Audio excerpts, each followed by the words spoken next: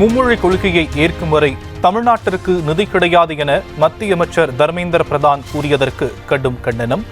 Blackmail செய்யும் மத்திய அரசின் தடித்தனத்தை தமிழர்கள் பொறுத்துக்கொள்ள மாட்டார்கள் என முதலமைச்சர் மு.க.ஸ்டாலின் ஆவேசம்.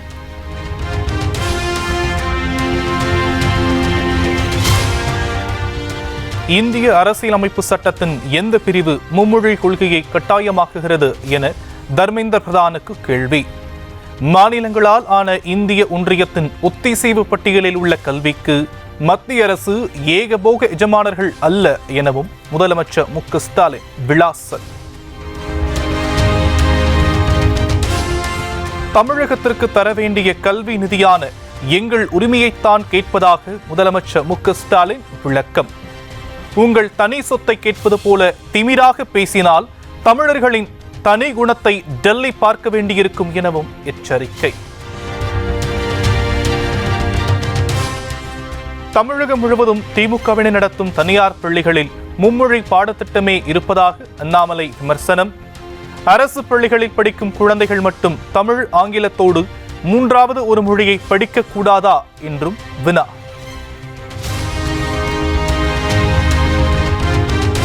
இருமொழி கொள்கையை தாரக மந்திரமாக முழங்கிய அண்ணாவின் பெயரை கட்சியில் வைத்துக் கொண்டு மும்மொழி கொள்கை திணிப்பு குறித்து வாய் திறக்காதது ஏன்? தனிப்பட்ட பிரச்சனைகளை கூட மாநில பிரச்சனையாக திரித்த திமுகவுக்கு எதிராக மட்டும் கம்பு சுத்தும் இபிஎஸ் எங்கே சென்று பதுங்கினார் எனவும் அமைச்சர் செந்தில் பாலாஜி கேள்வி.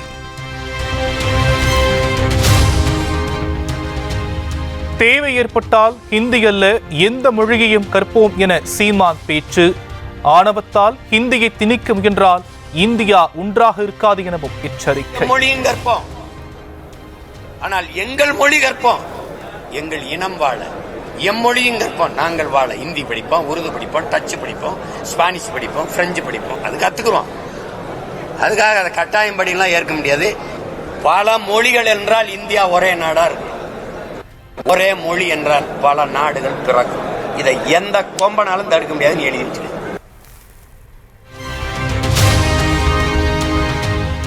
அமெரிக்காவிலிருந்து இந்தியர்கள் விலங்கிடப்பட்டு நாடு கடத்தப்பட்டது குறித்து ட்ரம்பிடம் பிரதமர் மோடி பேசவில்லை என காட்டும். விகடன் நிறுவனம் மீது நடவடிக்கை எடுக்க கோரி மத்திய இணையமைச்சர் எல் முருகனுக்கு தமிழக பாஜக தலைவர் அண்ணாமலை புகார் கடிதம்.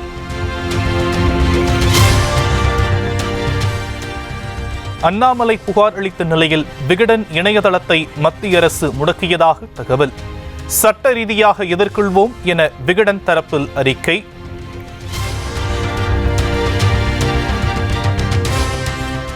பாஜகவின் பாசிசத்தன்மைக்கு எடுத்துக்காட்டுதான் விகடன் இணையதள முடக்கம் என முதலமைச்சர் மு.க.ஸ்டாலின் குற்றச்சாட்டு.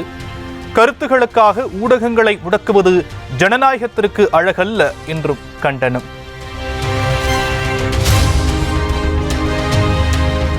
தமிழகத்தில் இருக்கும் துறைகளிலேயே இந்து சமய அறநிலையத்துறைதான் உதவாத துறை என அண்ணாமலை பேச்சு.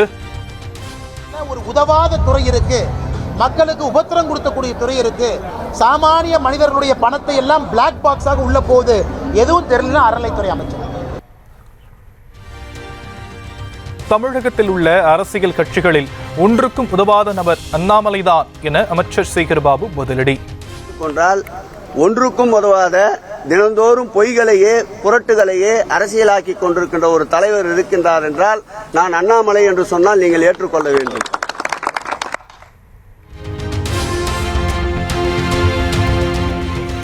தமிழக மீனவர்களை தொடர்ந்து கைது செய்யும் இலங்கை அரசை கண்டிக்காமல் மத்திய அரசு வேடிக்கை பார்ப்பதாக குற்றச்சாட்டு. ராமேஸ்வரத்தில் திமுக துணை பொதுச் செயலாளர் கனிமொழி தலைமையில் மீனவர்கள் போராட்டம். புதுச்சேரியில் 3 இளைஞர்கள் கொலையில் 10 பேர் கைது. 17 வயது சிறுவன் உட்பட 10 பேரை கைது செய்து விசாரணை.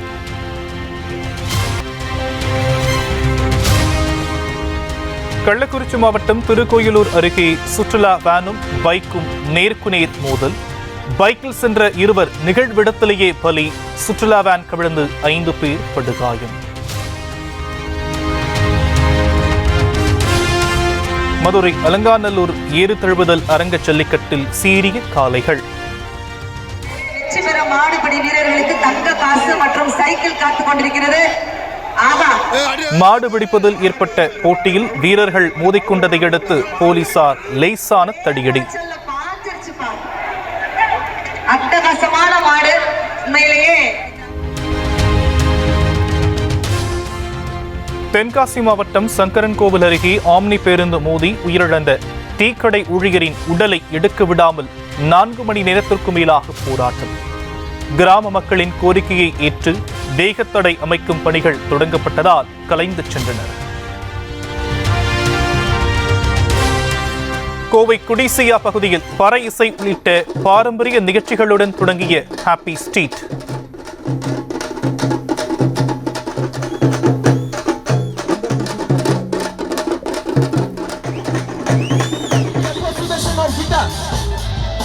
பெரிய அளவில் கூட்டம் இல்லாத போதும் இளைஞர்கள் ஆடிப்பாடி குதூகலம்.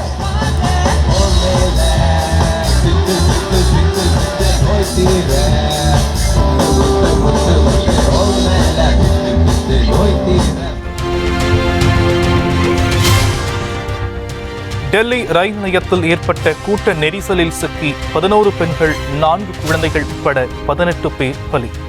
உயிரிழப்பு ஏற்படுவதற்கு முன்பு மூச்சு கூட விட முடியாத வகையில் திணறி நின்ற கும்பமேளா பக்தர்கள் கூட்டத்தின் வீடியோ.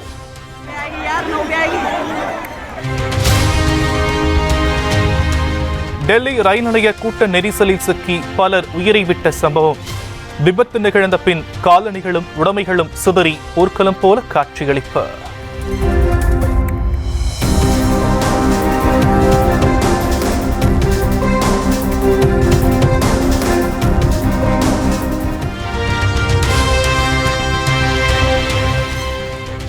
டெல்லி ரயில் நிலைய கூட்ட நெரிசலில் சிக்கி உயிரிழந்தோர் குடும்பத்திற்கு தலா 10 லட்சம் ரூபாய் இழப்பீடு.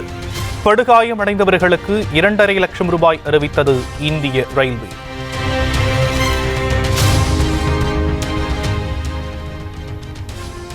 இந்திய ரயில்வேயின் தோல்விக்கு மற்றொரு உதாரணம்தான் டெல்லி ரயில் நிலைய கூட்ட நெரிசல் விபத்து.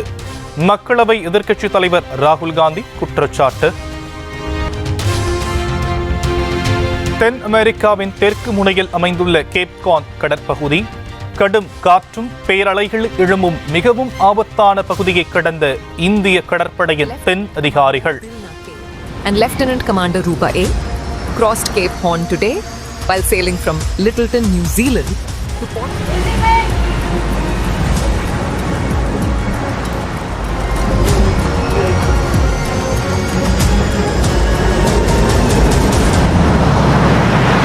Who have successfully navigated Cape Horn under sail.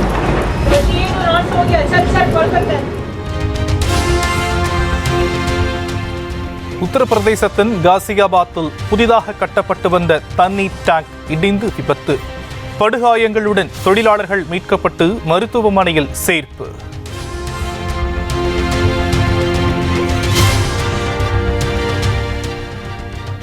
Kerala மாநிலம் பாலக்காடு மாவட்ட அரசு தலைமை மருத்துவமனையில் நள்ளிரவில் தீ விபத்து.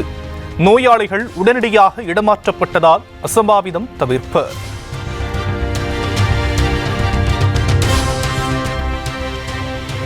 கேரளாவில் சாலை ஓரமாக பேசிக் கொண்டிருந்தவர்கள் மீது திடீரென இடிந்து விழுந்த மின்கம்பம். நல்வாய்ப்பாக இளைஞர்கள் உயிர் தப்பிய சிசிடிவி.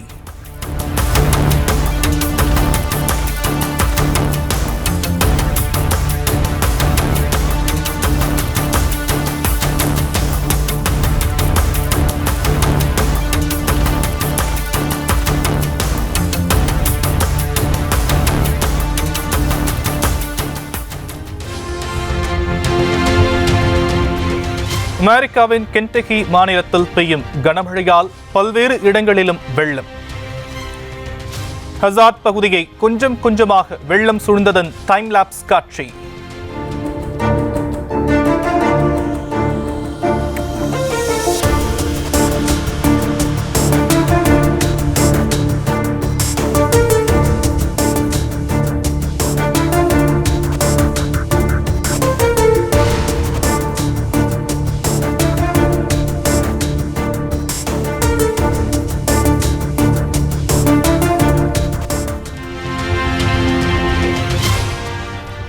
குறிப்பிட்ட காலக்கெடுவுக்குள் அனைத்து பணைய கைதிகளையும் விடுவிக்க தவறிய ஹமாஸ் காசாவுக்கு எதிராக இஸ்ரேல் எடுக்கும் முடிவுக்கு ஆதரவளிப்பதாக அமெரிக்க அதிபர் டொனால்ட் ட்ரம்ப் தடாலடி.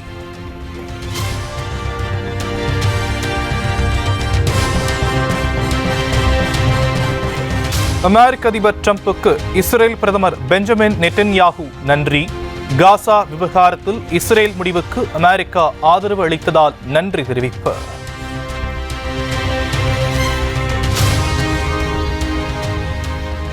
அனைத்து பணைய கைதிகளையும் வீட்டுக்கு திருப்பி அழைத்து வர வலியுறுத்தல்.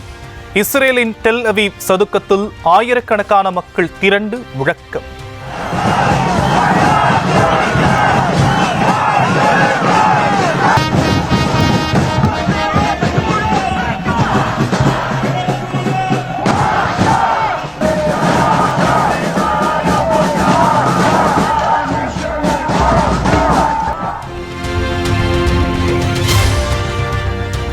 பிரேசிலின் ரியோ டி ஜெனீரோவில் களை கட்டிய கார்னிவல்.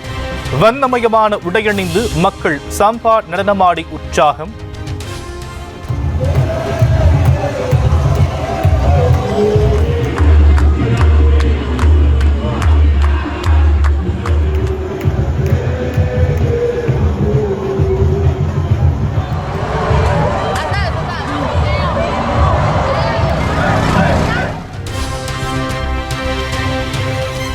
இந்திய கிரிக்கெட்டில் நிலவும் ஹீரோ கலாச்சாரத்திற்கு முன்னாள் வீரர் அஸ்வின் எதிர்ப்பு. விராட் கோலியா ரோஹித் சர்மாவா என்ற கேள்வியால் ஆத்திரம். ப்ரோ ஹாக்கி லீக் போட்டியில் பலம் வாய்ந்த இங்கிலாந்தை போராடி வீழ்த்தியது இந்திய மகளிர் அணி. கடும் சவாலுக்கு பின் 3-2 என்ற கோல் கணக்கில் வெற்றி. ராணிப்பேட்டை அருகே விபத்தில் சிக்கியது தகவல் பரவிய நிலையில் நடிகர் யோகி பாபு மறுப்பு. உதவியாளர்கள் சென்ற கார் விபத்தில் சிக்கியதாகவும் தாம் நலமுடன் இருப்பதாகவும் விளக்கம். சார் அது ஒரு ஃபேக் நியூஸ் சார். அது மாதிரி எதுவுமே இல்லைங்க சார். எல்லாமே நல்லா தான் சார் இருக்கும். யாருக்கும் எதுவும் ஆகலை சார். அது நைட்டு சின்ன கம்பெனி வண்டி சார். அது கம்பெனி வண்டி கிராஸ் ஆகும்போது இதுவாகிடுச்சு சார். அது ஒன்றும் ஆகலை சார். அது கூட சும்மா பேரிகேடுகிட்ட போய் லைட்டாக இடிச்சிட்டாரு சார். அவ்வளோதான் சார். நாங்கள் திரும்பி போய் அது என்ன ஏதுன்னு போய் பார்த்துட்டு அதை நான் கிளியர் பண்ணிவிட்டு அனுப்பிச்சிட்றேன் சார். அது சும்மா fake sir, fake news sir. அது தமிழகத்தின் பல்வேறு பகுதிகளிலும் உள்ள கோவில்களில் குடமுழுக்கு பெருவிழாக்கள் கோலாகலம்.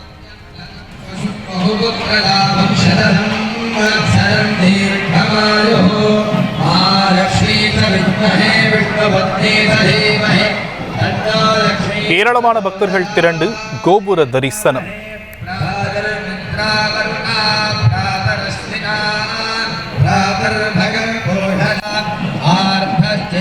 பஞ்சமான